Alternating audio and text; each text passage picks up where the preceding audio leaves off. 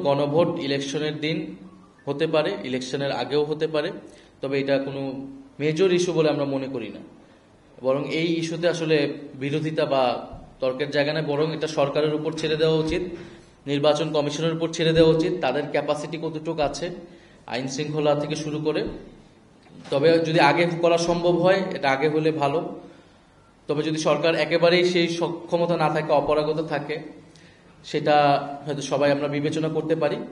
তবে জুলাই সনদ অবশ্যই এবং অবশ্যই ডক্টর মোহাম্মদ ইউনূসকে জারি করতে হবে।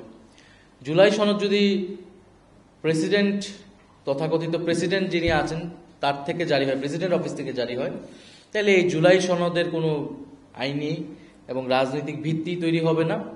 বরং জুলাই গণ অভ্যুত্থানের নামে, জুলাই গণ অভ্যুত্থানের আকাঙ্ক্ষার বিরুদ্ধে কফিনে তার শেষ পেরেক মারা হবে এটি, যদি প্রেসিডেন্ট চুপ্পু এই আদেশ যায়। তার কোনো ধরনের রাজনৈতিক, ইভেন কি আইনি সাংবিধানিক বৈধতাও নেই এই ধরনের কোনো আদেশ জারি করার।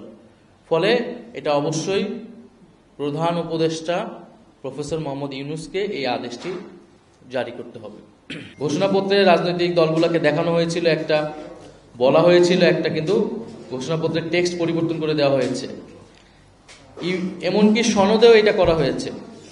সনদে সর্বশেষ আমাদের কাছে যেই কপিটা দেওয়া হয়েছিল 2 বা 3 দিন আগে, সনদের দিন কিন্তু যেই টেক্সটে সাইন স্বাক্ষর হয়েছে সেই টেক্সটটা কিন্তু পরিবর্তন করে দেওয়া হয়েছিল অনেকখানি।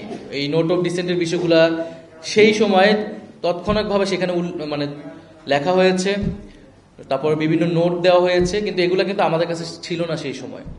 2 দিন আগে যে আমাদের কাছে খসা, তো সরকারের কোনো একটা দলের চাপে বারবার এই ধরনের তার টেক্সট পরিবর্তন করে, এটা আমরা দেখে আসছি। ফলে জনগণের কাছে খুবই স্পষ্ট থাকতে হবে জনগণ কিসের পক্ষে ভোট দিচ্ছে আর কিসের বিপক্ষে ভোট দিচ্ছে।